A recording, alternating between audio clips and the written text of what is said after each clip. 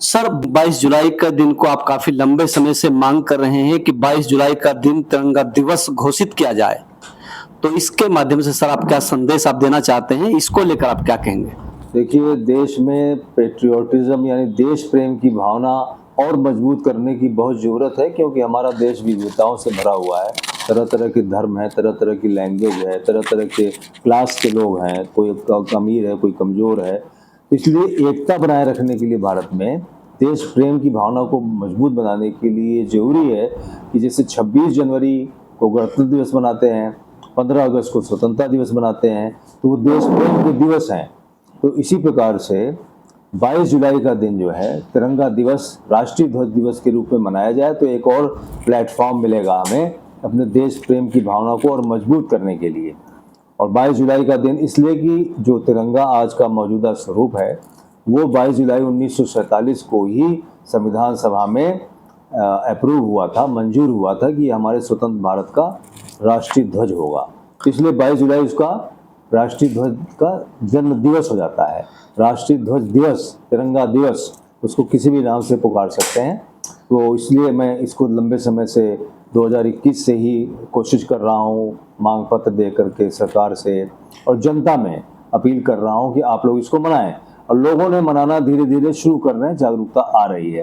तो इस बार भी मेरा विशेष अनुरोध है कि 22 जुलाई आने ही वाली है, तो आप सभी देशवासियों से मेरी अपील है, अनुरोध है कि आप लोग तिरंगा दिवस 22 जुलाई को तिरंगे को ध्यान करके नमन करें, उसको सैल्यूट करें, उसको प्रणाम करें। जिस प्रकार से भी उसको ध्यान कर सकते हैं करें, चाहे वो आपके सामने हो, चाहे आपके मन में हो, लेकिन एक बार जरूर उसके लिए अपना नमन करें, अपना जो है, क्योंकि तिरंगा हमारा सबका प्रतीक है, पूरे देश का प्रतीक है, देश के स्वाधीनता सेनानियों के बलिदान का प्रतीक है, हर एक देश में कैसी शांति व्यवस्था का प्रतीक है कि शांति रहनी चाहिए, सत्य रहना चाहिए, अहिंसा होनी चाहिए और सबका जीवन खुशहाल होना चाहिए, इसका भी प्रतीक है।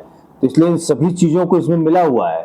तो ये बहुत बड़ा जो है चीज़ है और इसको जो है सब लोग 22 जुलाई का दिन अब फिर 1 साल के बाद ही आएगा, तो इसलिए अभी आप सभी से, जनता से अपील है, देशवासियों से, कि आप लोग जो है इसको जरूर मनाएं, जिस भी रूप में मना सकते हैं। चाहे 22 जुलाई को जरूर नमन करें, उसके पहले भी कुछ कर सकते हैं आयोजन, स्कूल कॉलेजेस में तो वो भी करें, अपने प्रतिष्ठानों में एक दूसरे को ग्रीटिंग देते हैं, शुभकामनाएं देते हैं, भाई हैप्पी तिरंगा दिवस, हैप्पी राष्ट्रीय ध्वज दिवस, हैप्पी नेशनल फ्लैग डे।